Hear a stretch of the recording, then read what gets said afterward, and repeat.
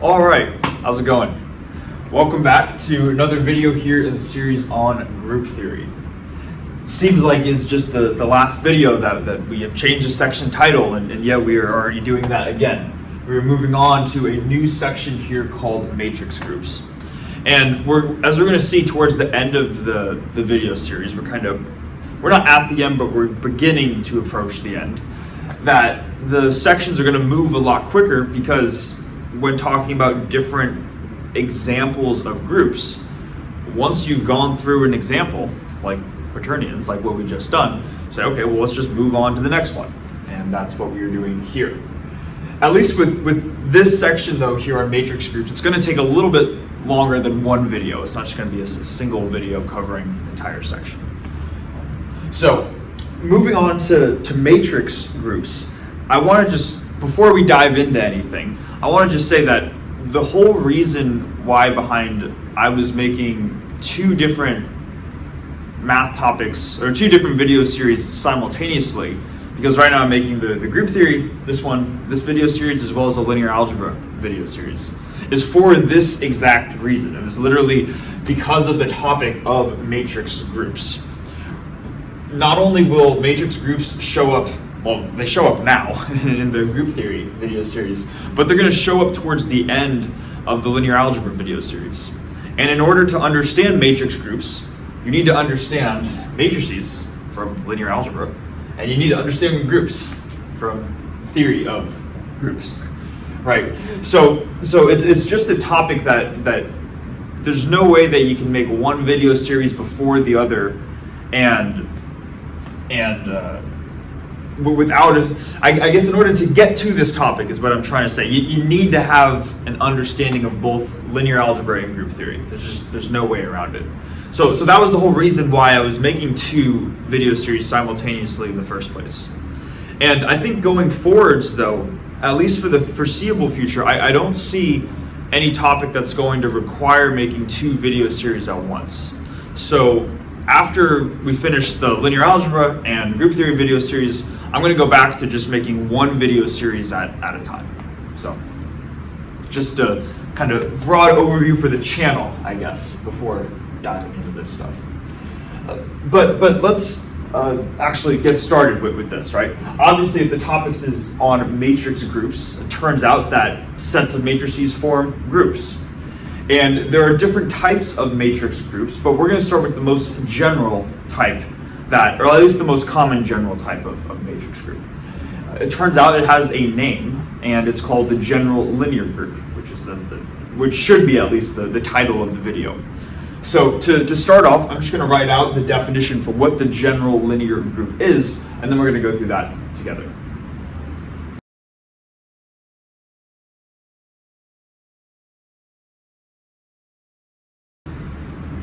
Okay, so we have the definition here for the general linear group. And as you can see, there's not a whole lot of words to this. It's kind of just a definition. But let's make sure we understand it, because there's a lot of notation or not a lot, but there's some notation that could be confusing if we don't talk about it. So first of all, the general linear group, the notation to just describe this supposed group called the general linear group is this right here. So it's GL for general linear, and then we have a subscript n, which we'll talk about, and then parentheses f, where f here corresponds to what's called a field. It's a mathematical object. And I want to kind of wait on both the n and the f for just a moment, and kind of describe this part first, and then we'll see where the n and the f come into play. So this is the notation to describe the general linear group. And it is the set of all A in M sub n cross n of f. And this is the piece that we need to unpack. Okay? So I don't even think I've gone through this notation yet in the linear algebra video series. So I'll have to do that at some point. And I'll probably do that when we get to matrix groups. But this notation right here is simply saying that, well, let's just go piece by piece. The uppercase M stands for matrix. So this is a set of matrices. Then the subscript right here n cross n stands for the dimension of the matrix. So these are matrices that have n rows and n columns in them. Okay, so these are n by n matrices. And then we still have this parentheses f, which again stands for field. Now, we've gone through what a field is in the linear algebra video series. I don't believe we've gone through what a field is in this video series. But honestly, I don't remember. They start to merge together after a little while. So, to keep this concise, we're not going to go into the details of what a field is. All we really need to think about for the purpose of this video series is that a field is this mathematical object that, at least in the introductory case, and what we're going to assume for this video series, we're just going to assume that the field is either going to be the set of real numbers or the set of complex numbers. So in this video series, and this is what we do in the linear algebra video series as well, is we just assume the field to be R, or we can also assume it to be C. I'm planning eventually on making a subsequent or a second linear algebra video series at some point in the future where we will not need to make this assumption. We'll generalize this to arbitrary fields, but for now we can just think of F as one of these two things. So we say, okay, a field is either the set of real numbers or the set of complex numbers, but how does that relate to what this thing is right here? Well, to answer that, basically every object, every A inside this set is going to be a matrix. So we can say A is a matrix that has, see, these are the rows, so n rows. Make some space here. We have n rows, and then we have n columns. And then the matrix has various elements contained within it. And what the parentheses F here means is that the elements within this matrix are drawn from whatever the field is. So in the case where the field is a set of real numbers, that says that every element of the matrix is a real number. Or if it's F is the set of complex numbers, then every element in the matrix is a complex number. Okay. So that's what that is saying.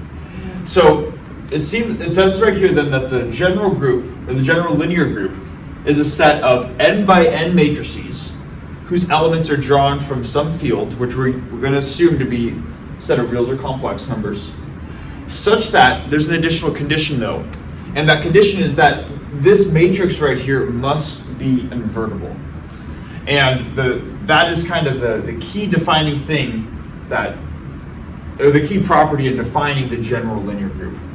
So to concisely say what the general linear group is in words, the general linear group consists of all n by n invertible matrices. Okay. Hopefully that is concise. All n by n invertible matrices. Okay. So just the fact that we can even invert it in the first place, we require matrices to be invertible, requires that our matrix must be a square matrix. The number of rows is equal to the number of columns. So that's why we have n rows in the same number, n columns here. And because we must have the same number of rows and columns, we say whatever that number is, let's just make that the single subscript when describing GLN of F. So that's where the single number n comes from. There's never going to be a non-square matrix where the number of rows and columns are different. So hopefully that makes sense. That's why we don't need an n cross n here. This is going to specify the row number and the column number. So hopefully that makes sense, that at least as to what this object GLN of F is. Set of invertible n by n matrices. Now, all we've done up until this point is to basically say that this is a set of invertible n by n matrices, but if this thing is called the general linear group, that means that it's not just a set, but it's also a group. So we would like to show that it is a group. So let's go about doing that now. So the first thing is that we can just go down the list of axioms to verify that this is a group, right? The first is that you have to have closure. So if you have any A and B in GLN of F, then the binary operation applied to them also needs to be in the group. This is the 0th requirement. And the binary operation applied on this set is just matrix multiplication. So when we quote unquote multiply, and that is in the literal sense multiplying two matrices. And we know that the product of two n by n matrices is going to be just another n by n matrix. So that immediately is going to tell us that it is also in this group right here, or within this set. So I don't know how else to describe that. So we know that this group is closed just from properties of multiplying matrices. Then for the official first requirement, we require an identity element. And this is why we use the phrase the identity matrix. The identity matrix is usually denoted with the uppercase I, which is a square matrix that has ones along the main diagonal.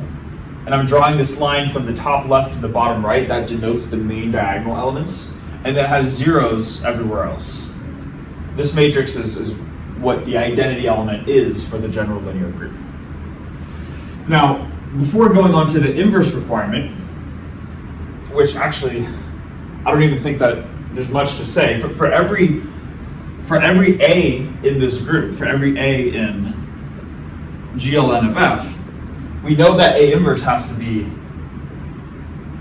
also in GLN of F. And the reason why we know A inverse has to be in here is simply because that's how the thing was defined, right? We said that every element in here has to be invertible, so the inverse has to exist.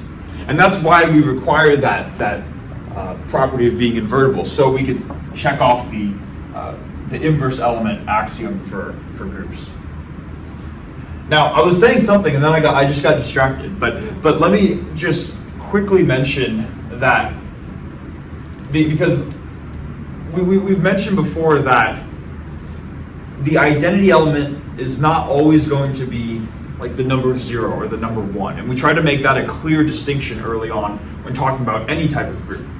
But a question might come up where we would say, well, if we're working with matrix groups in specific, there is the identity matrix, and is the identity matrix always the identity element for a matrix group?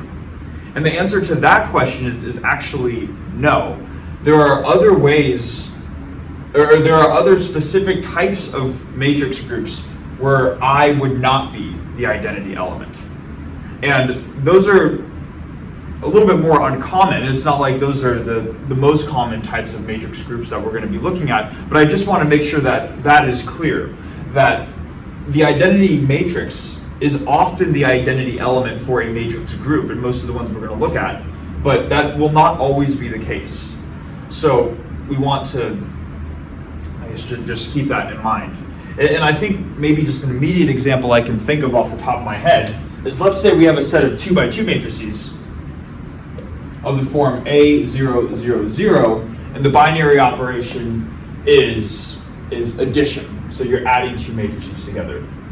You would ask yourself, well, what is the identity matrix in that case? And that would be the element, or that would be the matrix full of zeros. So that would be an example where the identity matrix is not the identity element. Just wanted to make sure we were aware of that and we weren't jumping to conclusions because of the name identity matrix. Okay, now to finish off the list. Sorry, I'm jumping around a little bit right now. My head sometimes tends to do that. So we're going down the list of group axiom properties. Final one is associativity, and we know from linear algebra that matrix multiplication is associative.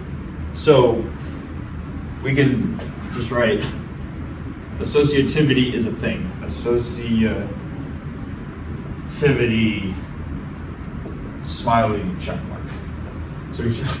So because the set of invertible matrices, the set of n by n invertible matrices satisfies these 3 properties right here. Therefore, the general linear group GLN of F does form a group.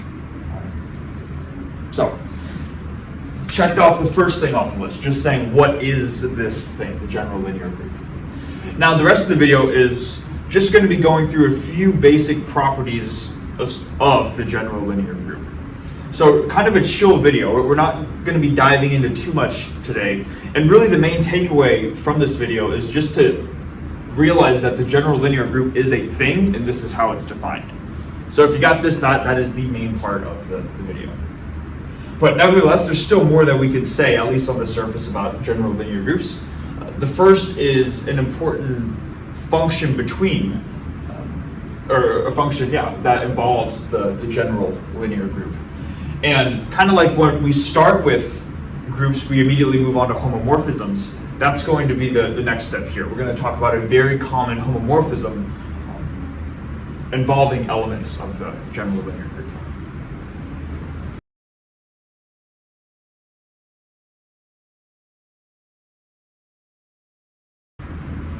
Okay, so first claim that we're going to work through, which won't be too bad, is revolving around the determinant of a matrix.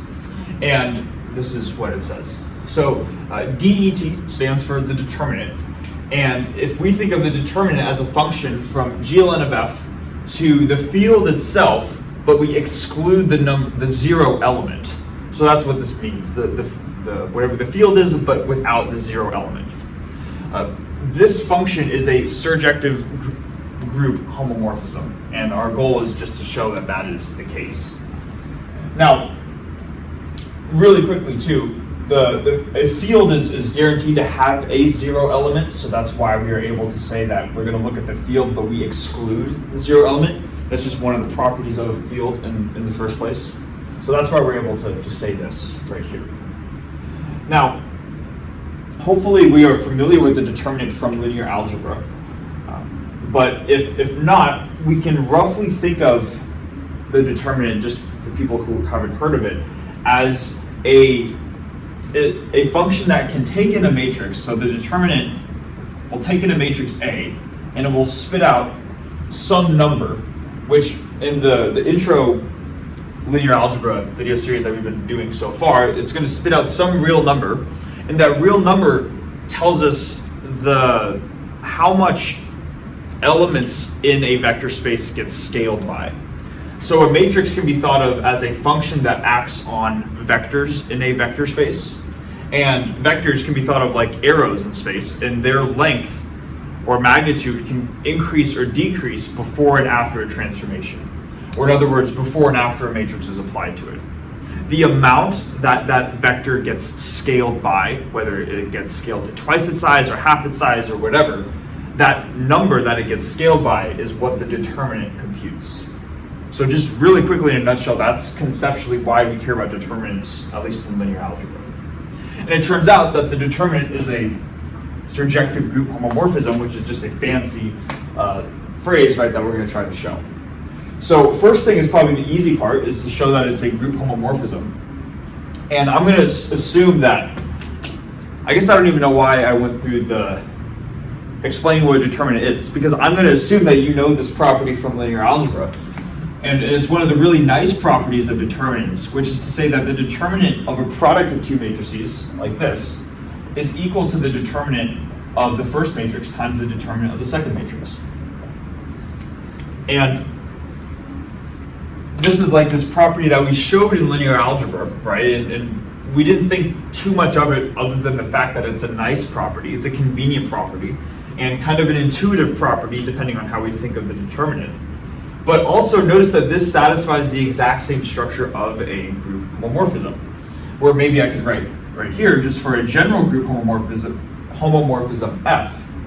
If we have f of x dot y, in general that should equal f of x times f of y, right? And that's exactly the property that the determinant satisfies. We might have been able to see this connection in the linear algebra video series, but this property is a more fundamental property showing that the determinant is a group homomorphism. So we take care of that part immediately. Now we just want to show that it is surjective. So again, what it means to be surjective is that every element in the codomain, meaning the field without the zero element, has a corresponding element in the domain, some invertible matrix, that maps to that codomain element. So let's go about showing that. So let's suppose that we have some element in our field, which again, we're going to think of as a set of real numbers or complex numbers. So we have some element, some non-zero element in our field. And we know that there is a corresponding element in the domain, some matrix in here that's going to map to this element, A. And the reason we know that is because we can construct some matrix, uppercase A, where this can be an n by n matrix. And let's say that the first element of this matrix is whatever the codomain element happens to be. So let's say it's little a.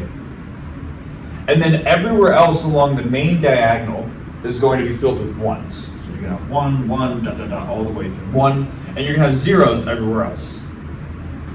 We showed how to compute determinants of diagonal matrices in the linear algebra video series, but if we're unfamiliar with how to do this, the determinant of a diagonal matrix is simply going to be the product of all the main diagonal elements, which tells us that the determinant of this matrix, the determinant of A, is simply going to be A times 1 times 1 times all the way through 1, or just A. So because we can come up with a matrix that map whose determinant is going to be A, and because this matrix is an n by n matrix, assume n rows and n columns, and it's invertible, the inverse of the matrix just has a factor of 1 over A in the 1, 1 element as opposed to A. Therefore, we know that every element in the codomain right here got mapped to from some element in the domain that looks like this. So, hence it's surjective. Okay, so hopefully that makes sense. Now, there's some additional things that we can say about this other than just pointing out that it is a surjective group homomorphism. And immediately we know that if we have found a group homomorphism, what we've learned from the isomorphism theorem, and again, we're going to keep going back to some of these big important theorems, is that the kernel of a homomorphism is a normal subgroup of the domain. So let me write this out to make sure that we understand what I'm saying here. This is a group homomorphism, the determinant function, and we know that the kernel of our homomorphism is a normal subgroup of the domain, GLN of F. And we've used that property throughout this video series to help us find normal subgroups of general groups, right? And it turns out that we're going to see in this case and with some of the upcoming cases that there is a special name for this normal subgroup. And for those of you that already know what it is, you know why I'm smiling as I say special name. So let's just first take a second to think about what are elements in the kernel of, or what are elements in this normal subgroup right here, the kernel of the determinant. And maybe let's just write that out real quick. So the kernel of the determinant is going to be the set of elements in the domain. So in here, so let's write that out, the set of A in our domain, GLN of F, the general linear group, such that they map to the identity element in the codomain. And the identity in the codomain is simply 1. So the way that we would write that is that when the determinant function acts on the domain element, the determinant acts on the domain element, it goes to the codomain identity element, or the number 1. Let's close that off like that. So this is what it, in the most literal sense, what it means to look at the kernel of the determinant. How do we say this in more easy to understand words?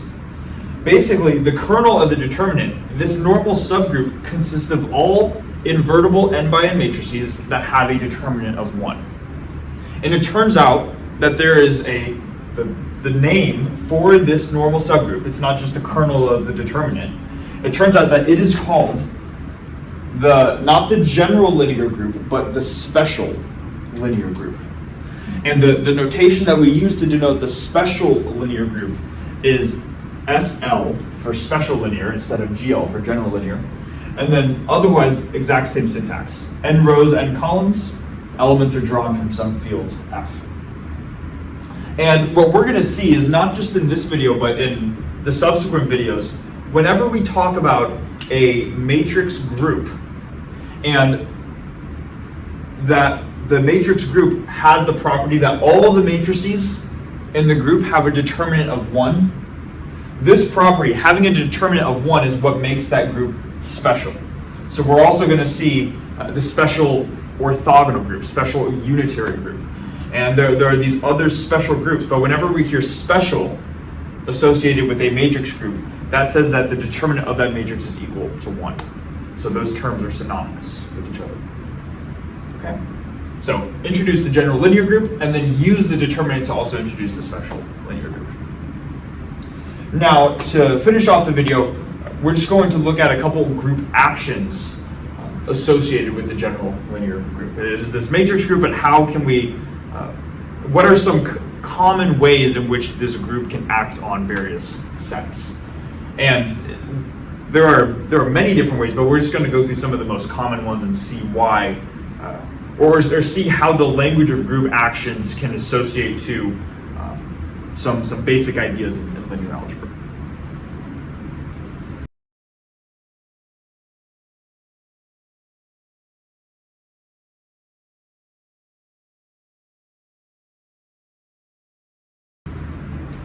All right, so first group action that we're going to look at right here. It says that GLN of R acts on Rn by left multiplication to the vector with 2 possible orbits. The first being the 0 vector, and the second orbit just being everything other than the 0 vector. So a couple things to mention before we get started. So far we've been writing the general group as GLN of F, but what I've been doing in the linear algebra video series, I think, but to create an intuition, is to just set the F to be the set of real numbers R. So we replace F with R right here. It turns out this also works with, or the proof that we're going to do works with C as well. So you could replace everywhere where you see a block R with block C, and you would get the exact same result, at least in this case. Now, to understand what's going on here with a group action is always going to involve some group, which in this case is going to be this guy, GLN of R, acting on some set, which when we were talking about group actions, we would generally call the set X, right? But here that set is going to be Rn. And the way that it acts is by left multiplication to the vector. So let's make sure that we understand what that means in the first place. So before, if you remember, when we were talking about group actions, we would see how a group element, little g, acts on a set element, little x, to produce some additional element in the set, little y. Right? And when we would have, we came up with some common examples of group actions previously, where one example might be the left conjugate action, g of x is equal to g times x, where a group acts on itself. And then, so this would be the left conjugate action, the left regular action, right? Left regular action. Then the conjugate action, which is what I was trying to say, is when g of x is equal to gx g inverse, like this, right? So these were some examples of group actions. So we want to understand what the group action is supposedly in this case. And in this case, the group action g of x is going to correspond to g times x, but it's slightly different than the left regular action right here. Because with the left regular action, you had a group element acting on itself. In other words, g and x both belong to the group. Whereas here, now the group element g and the set element x, they belong to different quantities. So g belongs to GLN of R, and x belongs to Rn. So they're, in that sense, they're fundamentally different. And maybe to make the notation a little bit more familiar, this is going to equal a times x, where a is the group element. So A is some invertible n by n matrix with real elements. So A belongs to here, and then X is just going to be some n-dimensional vector with real components. So X is part of Rn, like this. So one way where we see group actions showing up is simply the idea of performing multiplication of a matrix on a vector. Right? So kind of taking some vector and then transforming it via a matrix. That is one application of group actions with matrix groups. Now, what we want to do is to say that, okay, and let me erase, these are just examples. This is the stuff that's actually relevant here. What we want to do is we actually want to show that this is first a group action, right? And then once we do that, then we'll talk about the second part with the two orbits. So to do that, we've come up with a set of criteria before. If you remember, we had a 0th requirement, a first requirement, and a second requirement to show that a supposed action, being this, is in fact a group action. So in case we forgot what those 3 criteria are, because they're somewhat specific, I'm going to spend some time just write those down here, and then we'll show that each of those 3 criteria get checked off for this specific group action that we have.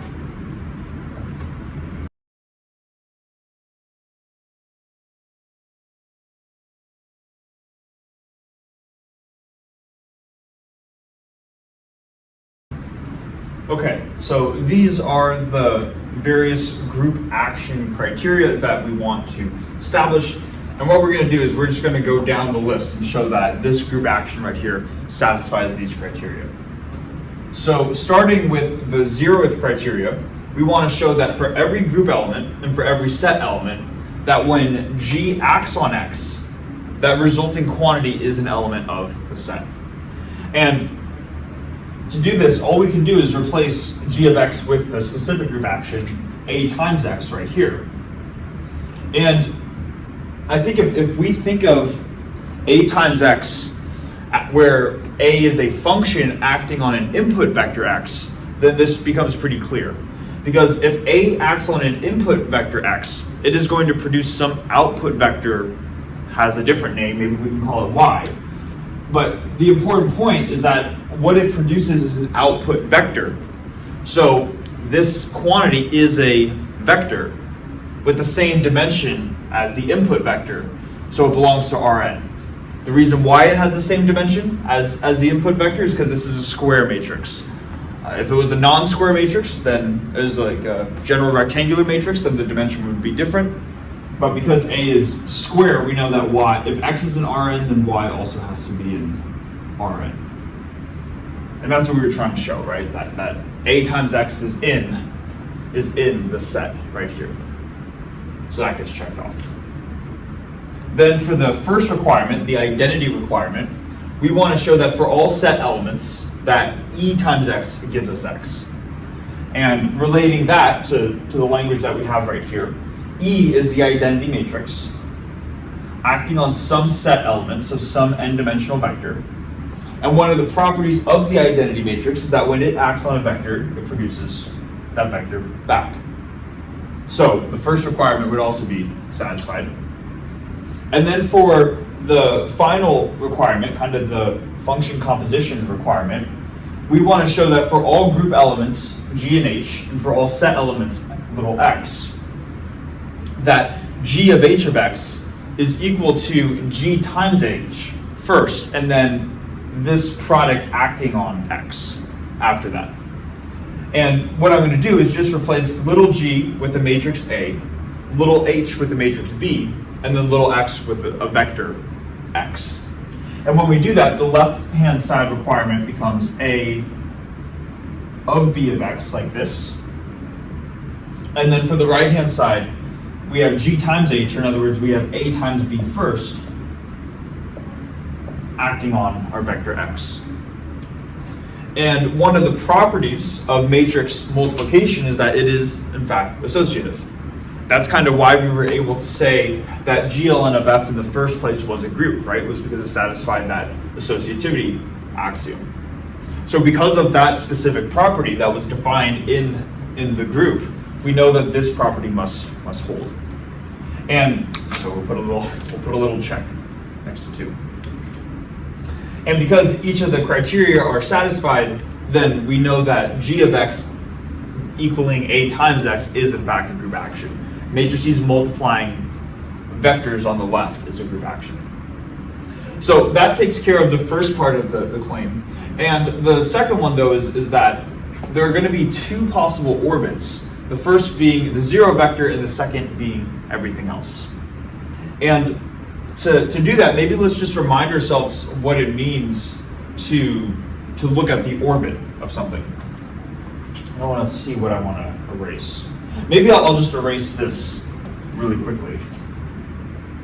Do I want to do that? Yeah. Let me. Let's erase this real quickly.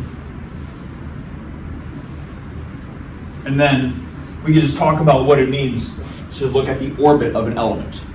In case we forgot, which is understandable, the orbit of an element is the set of other possible set elements that X could reach if X is acted on by an arbitrary group element.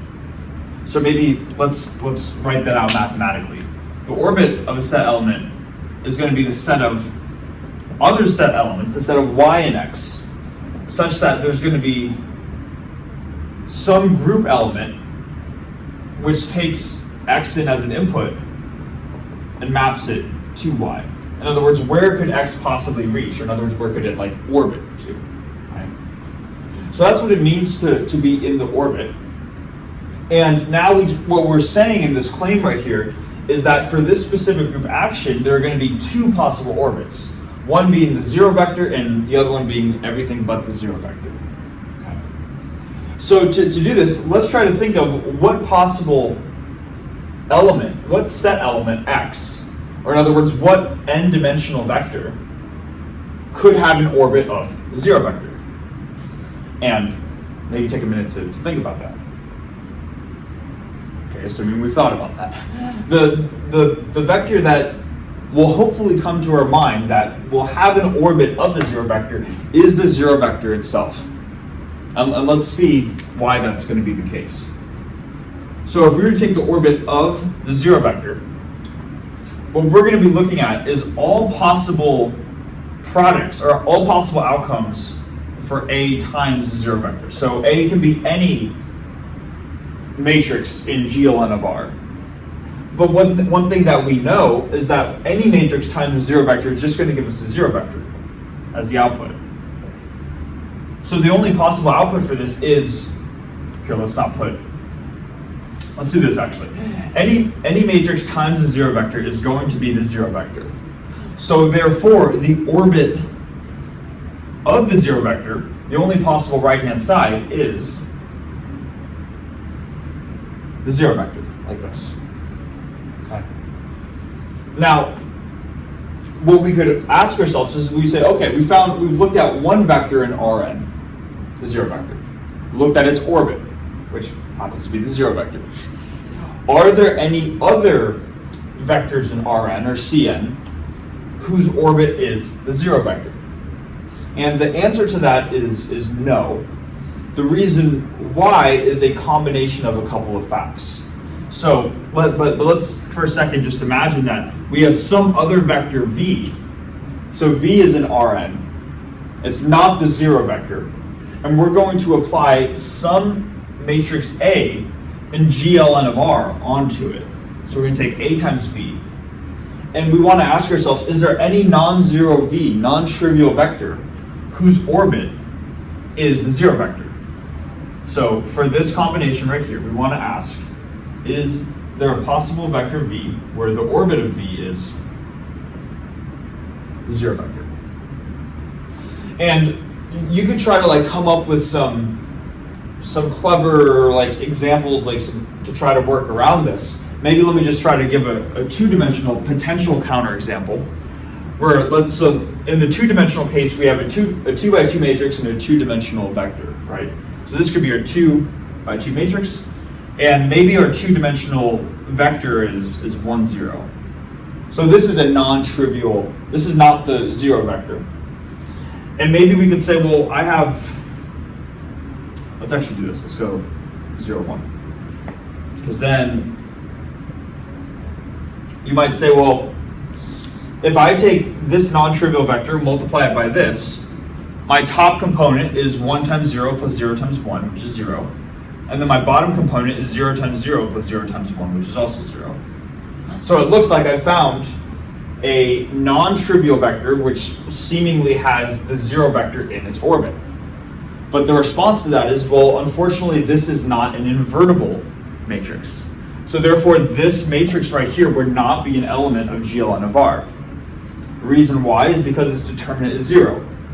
It's a diagonal matrix, so the determinant is just the product of the main diagonal elements, which is 1 times 0 or 0. So because it has a determinant of 0, it's non-invertible. So this seemingly applicable counterexample does not in fact apply. So the reason why no other vector in Rn has an orbit of the 0 vector is a combination of two things. One, because this quantity by itself is non-zero. We require that V is non-zero. And the second requirement is that A has to be invertible.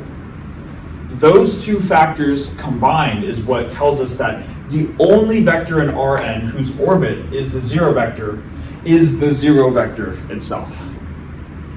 It's a mouthful, right?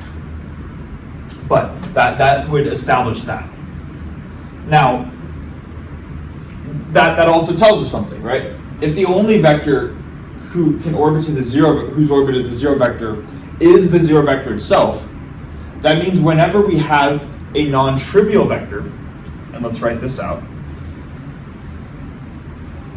whenever we have a non-trivial vector V, then the orbit of V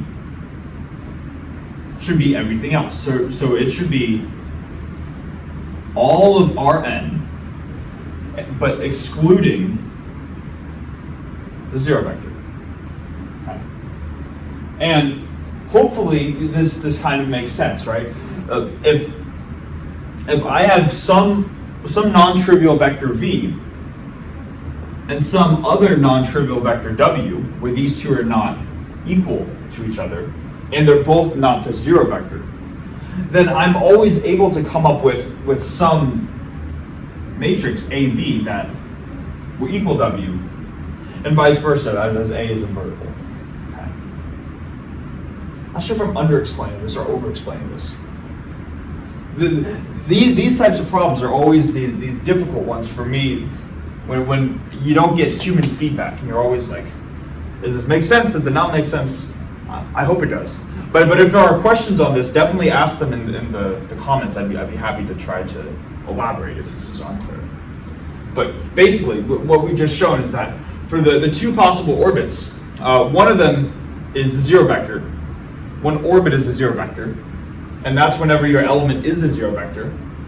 And the other possible orbit is Rn without the 0 vector, and that's when your input is anything but the 0 vector.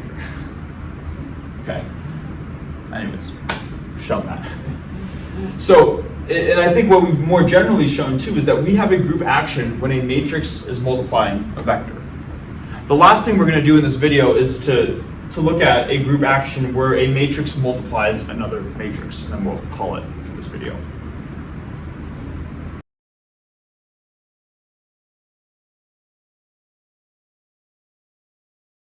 Alright, so to finish off the video, we're going to show that GLN of R not only acts on sets of vectors, but it also acts on sets of matrices. So here we have all n by n matrices with real elements, not necessarily just the ones that are invertible. And the action that we're going to be looking at is the conjugation action, or the conjugate action. So same thing, we're just going to go through those group action criteria. Dexter said the proof is trivial. If it's trivial, we should be able to do it, no problem, right? So first requirement, I never like when people say it's trivial though. I think that there have been so many times where they're like, this should be trivial, and then you end up being like, oh, that probably should be, but I cannot seem to see how it's a group action. So I think it's always worth trying to actually show that things are true, just even if the author says they're trivial. So first requirement that we want to show is that for all elements in the group, so for all, let's say A Oh, that's confusing, huh? For all and then A. For all elements A in GLN of R, and then for all other matrices, maybe I'll just say M, just for a general matrix. For all other matrices in the set of M by N matrices, we want to show that A times M is going to give us some quantity that is also an N by N matrix. All right, so this is just the 0th criteria. And we know that this has to be true, that this product needs to give us an N by N matrix simply by looking at the dimension of these two matrices. And maybe to make it explicit, I'll write their dimensions down below. So A is an M by N, and then M is also an N by N specified right here. The fact that we're even able to multiply matrices requires that the inner dimensions match, and they do, they're both N. So that's good. And then the outer dimensions tell us the dimensions of the resulting matrix. So A times M has N rows and N columns, and that is in the set of all M by N matrices, so therefore the 0th property is satisfied. Then moving on to the next property, the identity requirement, we want to show that. Oh, and I just realized actually that I'm doing I slightly misspoke here, because this is the left multiplication action, but we're looking at the conjugate action, right? Probably should have seen that initially, but the conjugate action is when we have AMA inverse like this. But the same logic is still going to apply. The inverse of an M by N matrix is also an M by N matrix. So this quantity is M by N, and then N by N by N M by N is a resulting N by N matrix. So closure is still satisfied. But I wanted to catch myself. We're looking at the conjugate action where we have G of X equals GX, G inverse. Okay. Now, moving on to the official first requirement, which is the identity requirement, right? We want to show that I inverse is equal to M, basically. And we know the inverse of the identity matrix is just the identity matrix. And whether we multiply the identity, so we can just erase the -1, and whether we multiply I to the left or to the right, we're still going to get M. So this requirement is also satisfied. That. And now just moving on to the second requirement, we're going to look at all A and B in GLN of R. So for all A and B in GLN of R, and then for all M in this set right here of R. It takes a while to write this out, right? I want to show that A of B of M is the same thing as A times B acting on M, right? So let's go about doing this now, right? So we have to keep in mind here, times is not the standard, what I got mixed up with earlier. We want to remember that whenever we multiply things, that corresponds to conjugation. So for the left-hand side, B of M corresponds to, I'm still going to write A, but now we're going to have a new input. B of M is going to equal BM, B inverse, like this. And then when A, okay, so actually let's do that, and then let's take care of this term in parentheses right here. So A times B, well, I guess it's just going to be AB, right? Acting on M. We want to make sure that we have a good understanding of what the operations are when we apply these things, right? So when we have a group element acting on a set element, that in itself is conjugation. But when we have a group element acting on a group element, the operation between the two is just the binary operation of the group. And the binary operation of GLN of R is just matrix multiplication. So that's why we don't have an ABA inverse here, we just have the product AB. It's when we apply AB to a set element, that's when we perform the conjugation. Okay. Now we'd ask ourselves, what is this? Well, we already determined in the 0th requirement that when a group element acts on a set element, we get some other set element. So In this case down here, we have a group element A acting on a set element B and B inverse. So we perform conjugation here, and then we perform conjugation here. Let's see what happens on the left-hand side. When we perform conjugation here, we're going to get A times the set element, so A times B and B inverse, times A inverse. And then on the right, we're going to get this group element, AB, times M, times the inverse of whatever AB, the product AB happens to be. And then we know from properties of inverses that the quantity AB inverse is equal to B inverse A inverse. So this is just equal to A, B, M, B inverse, A inverse, and that's the exact same thing that we have right there. So I do think that even though it's relatively straightforward, the proof can get a little bit confusing. Well, one, if you forget that you're doing the conjugate action, right? But also, because you're only working with matrices here, to keep in mind that the multiplication being applied here is pure matrix multiplication, whereas the quote-unquote multiplication being applied here is actual conjugation. So I think that it's still important to go through and show these things. Right? Anyways, this is just showing how GLN of R can act on both sets of vectors as well as sets of matrices. But yeah, that's kind of just like a brief overview of the group GLN of R. And we're going to call it for this video. Next video, we're going to look at a more specific class of invertible matrices. Okay, so they're going to be invertible matrices that also have some additional property. So yeah, thanks so much for watching, and I will see you guys in the next one.